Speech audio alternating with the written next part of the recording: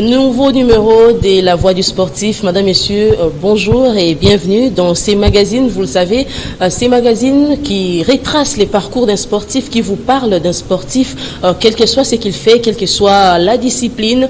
C'est lui qui évolue dans les domaines du sport, c'est lui qui a évolué dans les domaines du sport, nous parle à cœur ouvert à travers ces magazines. Et pour ces jours, nous avons pour vous une personnalité, une grande personnalité.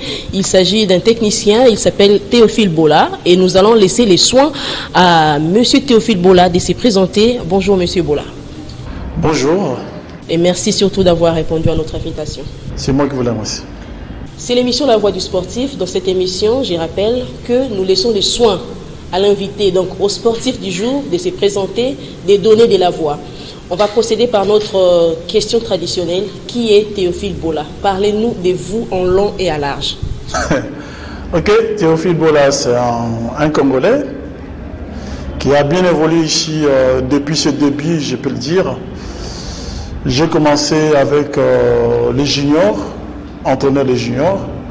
Théophile Bola, c'est bel et bien l'ancien entraîneur des juniors de Imana, qui a amené à surclasser les joueurs comme les gardiens Boulaïma, les Mimi Orange, les Talo les Sorciers, les Vouza et tous ces gens qui ont joué en Dering Junior. Et pourtant j'avais 23 ans et j'entraînais les gens de la même génération de 18 à 19 ans. Après j'ai eu à entraîner aussi l'ex-Manaya, l'actuel Bandal, je ne sais pas si ça existe encore. Puis j'ai entraîné Exodus, toujours en Ligue 2 de l'époque, qu'on appelle aujourd'hui, je pense, la Ligue provinciale, je pense. Et donc j'ai évolué dans ce sens-là. Finalement, je ne pouvais plus entraîner dans les Dering et dans tout ce qui est section Dering, c'est-à-dire on appelait à l'époque Imana 2. J'ai travaillé à l'école Massamba et Papa Massamba a été obligé d'acheter une équipe, un club de football si vous voulez pour moi. Donc j'ai pris Nazak, le club de André Kimbuta qui était en Ligue 1 de l'époque. On l'a acheté par l'école Massamba parce que Papa Massamba voulait me faire plaisir. Je ne pouvais pas m'en passer de ma passion de football. Donc je devais avoir un club à côté, dont le club de l'école Massamba qui s'appelait d'abord JKFC et puis Munteki, qui jouait à l'époque quand Pilima a été relégué en Ligue 2. Donc son vrai rival c'était Munteki.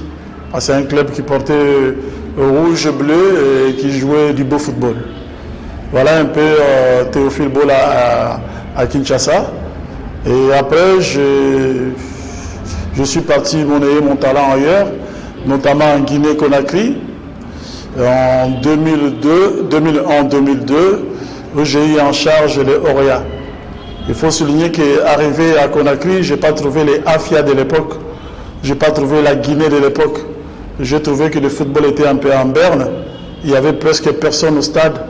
Donc il a fallu plutôt faire l'animation pour ramener les supporters au stade. Donc, je l'ai fait parce que j'ai eu à sauver les Oroya actuels que vous connaissez en relégation. Il fallait gagner 7 matchs en 2002. Je l'ai fait. J'ai gagné les 7 matchs et voilà les renommés. Mon nom était parti. C'est comme ça que je vais aller en Europe par la bénédiction des Guinéens, pour aller voir du côté, passer des diplômes notamment. Et depuis 2002, j'ai recommencé mes diplômes, c'est-à-dire que nos diplômes ou nos expériences du Congo ne suffisaient pas, il fallait passer d'autres diplômes. Donc depuis 2002 jusqu'en 2017, je suis à cheval entre la Guinée et la France, où j'ai eu tous mes papiers français. Donc aujourd'hui, je suis éducateur français, entraîneur de football par la Guinée. Je vais dire clairement que c'est plus la Guinée qui m'a boosté.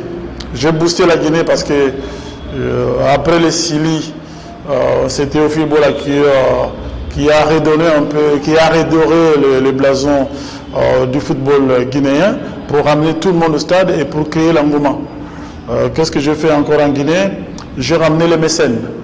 Parce qu'il faut vous dire qu'en Guinée, j'ai travaillé en tant qu'entraîneur, mais j'apportais aussi quelque chose.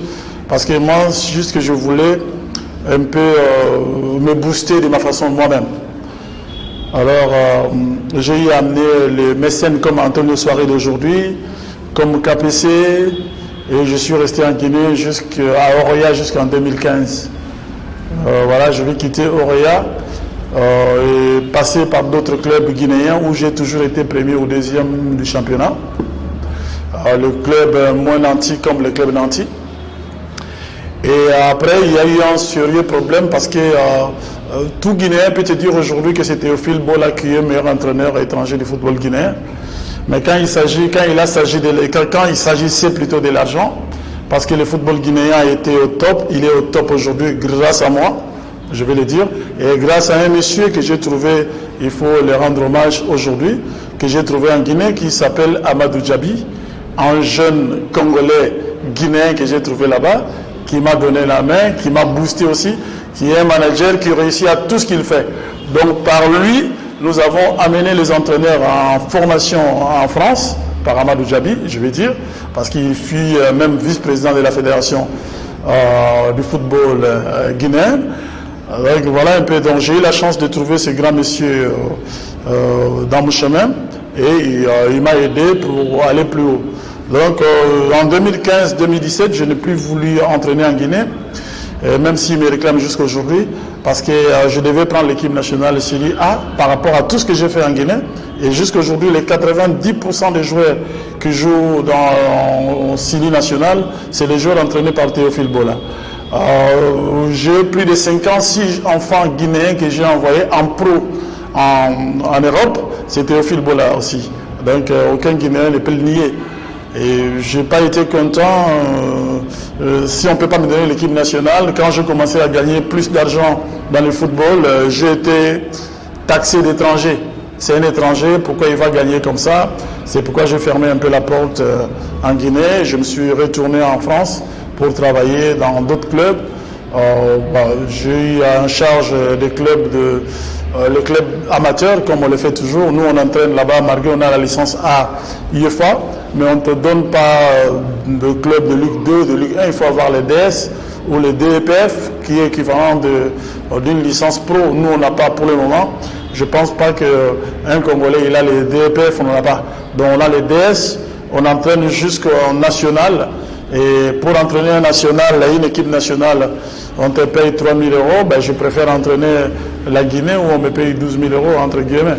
Donc c'est un peu ça qui nous motive aujourd'hui de retourner en Afrique pour essayer.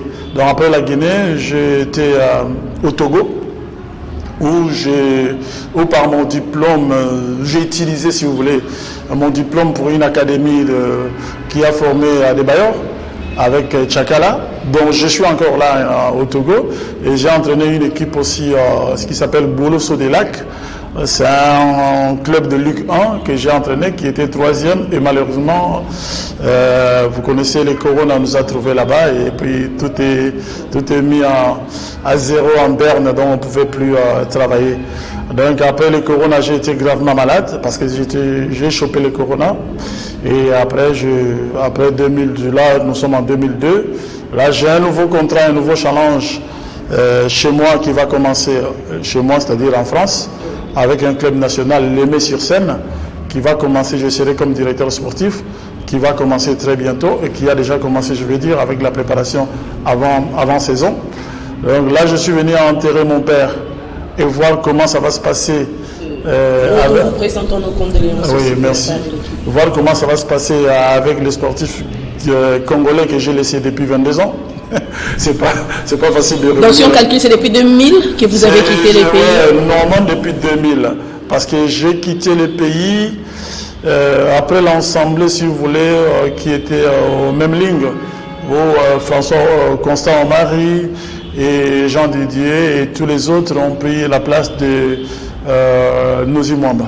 Je suis entraîneur adjoint de Imana avec Ali Makombo Nganga Dafirma, et mon meilleur souvenir c'est le match où j'étais adjoint chargé des juniors Imana contre Draguet de Lemay, où il y a eu des problèmes avec l'arbitre sénégalais et Imana a été radié jusqu'à aujourd'hui et il est radié jusqu'à aujourd'hui.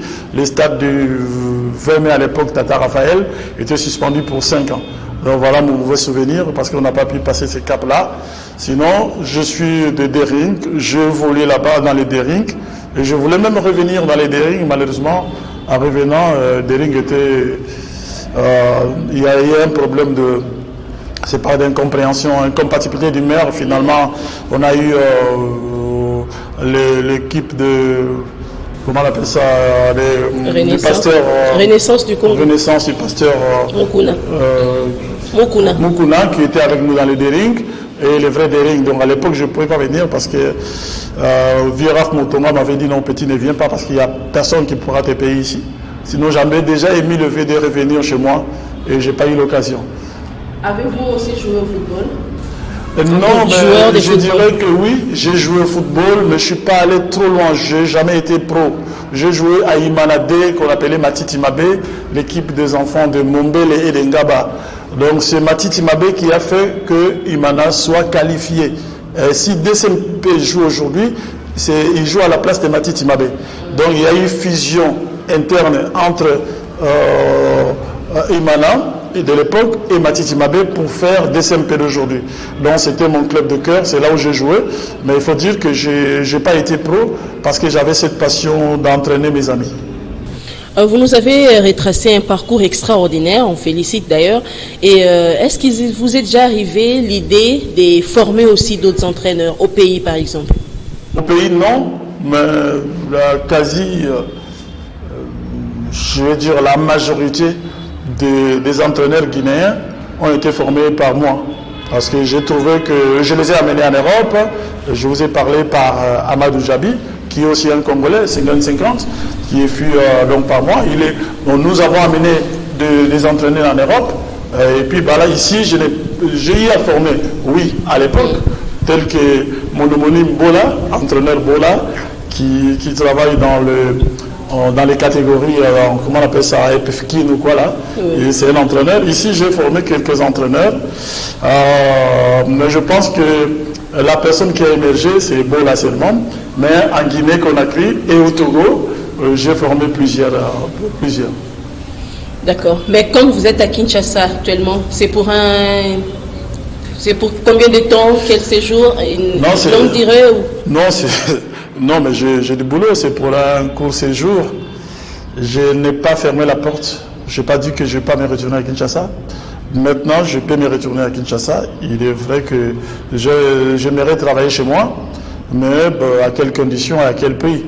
Ce n'est pas un problème d'argent, je ne pense pas, mais c'est un problème de sérieux. Est-ce qu'une fois que je vais revenir ici, est-ce qu'il y aura du sérieux? Parce que les gens qui me connaissent depuis que je suis jeune, depuis le Imana, je suis un entraîneur de caractère. C'est-à-dire que je ne peux pas dire oui à la place de non, je ne peux pas dire non à la place de oui, même c'est toi qui me payes. Donc on ne négocie pas avec moi sur le plan footballistique. On ne négocie pas avec moi sur les choix, sur mes choix. On ne négocie pas avec moi parce que je vous donne ma programmation en avance et vous me laissez, je suis le responsable des résultats. J'ai mon caractère à moi. Comme je dis, si jamais on me nomme par exemple entraîneur de l'équipe nationale, je ne peux pas entraîner en même temps Imana, DCMP et en même temps l'équipe nationale par rapport à ma déontologie. Si on me nomme entraîneur de TP Mazembe, je ne peux pas permettre au président de TP Mazembe de rentrer à l'heure de jeu pendant que moi j'entraîne, même s'il me paye des millions. C'est-à-dire que je suis un peu carré dans mon affaire. Les 2 heures d'entraînement, c'est 2 heures d'entraînement et tu ne me diras pas que ma mère est décédée ou mon petit frère est décédé. Pendant que j'entraîne, j'ai une pédagogie à suivre et personne ne peut déranger ça. Le vestiaire, c'est pour l'entraîneur et la promotion des joueurs, c'est pour l'entraîneur. Donc, j'ai juste peur, c'est ce qui a été en Guinée. C'est là où ça a bégayé un peu aussi, mais la plupart nous ont suivis. Et je vais souligner ici que les Guinéens ont été à l'écoute. Est-ce que les Congolais seront à l'écoute? Parce qu'avec les Guinéens, j'ai écrit des projets, ils ont réalisé les projets des académies. Ici, j'ai trouvé qu'avec AFIA, avec Orea, au Togo, c'est moi qui ai écrit le projet des académies. Ils ont suivi, ils ont fait les académies. Ici, j'ai trouvé aucune académie, je veux dire. J'ai trouvé des centres de football. Parce que, laissez-moi vous dire, moi je ne suis pas seulement entraîneur de football, je suis de l'école Massamba et je représente à peu près l'éducation. Donc si tu dois envoyer des enfants jouer au football seulement, et après, que deviendra le Congo demain? Parce que sur 100 enfants qui vont aller jouer au football dans un centre de football, il y aura un seul joueur qui pourra se dégager de la masse, qui pourra devenir footballeur. Les 99 n'auront pas une formation. Ils seront ni maçons, ni électriciens. Donc, moi, je ne suis pas fait pour préparer dans mon football la délinquance en puissance. Je suis quelqu'un qui accompagne les enfants, qui utilise, si vous voulez, le football comme un outil pédagogique pour accompagner les enfants. Parce que nos enfants ont tellement rêvé de devenir comme les Makelele, comme des Zidane. Et il faut les accompagner. Ils ne seront pas comme des Zidane. Ils ne seront pas comme les Makelele. Mais on va utiliser le football là, dont j'ai milité aussi pour faire la génération foot de Dakar. Donc j'ai été 3 fois meilleur entraîneur de l'Afrique de l'Ouest, 1 fois meilleur entraîneur étranger de la Guinée. J'ai chopé la Coupe de IFOA 2 fois. Donc la Coupe de IFOA, c'est une coupe qui se joue en Afrique de l'Ouest, et nous avons accompagné pas mal de projets dans ce sens. Vous verrez des enfants du Mali qui ne vont pas jouer seulement au football. Parallèlement au football, c'est ce qu'on appelle une académie de football. Une académie de football, il y a une école à côté, il y a une formation à côté. Mais ici, j'ai trouvé des académies que je vais pas citer les noms ici, mais si vraiment le ministère des Sports et de l'enseignement peut avoir le regard dessus, je pense que c'est des académies il faut éradiquer, il faut enlever, parce que l'enfant doit jouer. Le football reste d'abord un jeu. Et même au Congo, nous sommes encore amateurs. Donc nous ne sommes pas professionnels. Mais là, même là où en France il y a des professionnels, on ne joue pas le football à 9h. Il n'y a pas un match de football à 9h.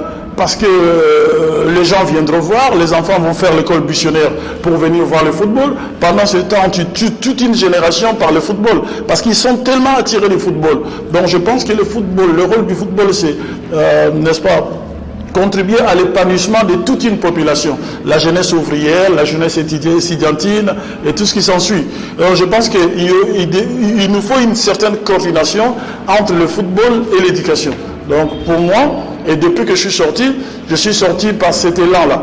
Au Congo, nous sommes les champions. On était le premier pays à avoir une école technique, c'est-à-dire de la Gombe.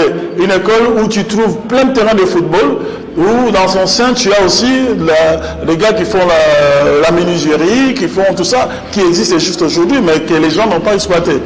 Au Congo, tu as trouvé l'ISTA à l'époque. Donc nous qui étions devant tout le monde, aujourd'hui, on a oublié un peu, on change un peu, on pédale un peu à l'envers, et on est derrière. Et les autres, en Afrique de l'Ouest, le Mali, par contre, que nous on donnait 11-0, la Guinée, oui, c'était un grand pays à l'époque de 77, mais après ils étaient tombés, nous on était au-dessus. Aujourd'hui, oui, même si on est parmi les top 10 de l'Afrique, mais sur le plan éducationnel, sur le plan accompagnement de la jeunesse, par le football, on est loin du compte. Ces pays, 80% de la jeunesse ont été sportifs, je veux dire. Les enfants sportifs, et ces enfants sportifs mal accompagnés, ça fait la délinquance totale. Donc la faute, quelque part, c'est nous. Et de toute votre carrière, qu'est-ce que vous pensez ne pas avoir fait? Oui, ben c'est ce que je suis un peu contre de Guinée aujourd'hui. La Guinée reste ma seconde patrie. Mais si vous regardez sur les vidéos, j'ai dit que j'entraîne plus en Guinée, bien que j'ai une femme guinéenne, j'ai des enfants guinéens, parce que c'est là où j'ai plus d'amis.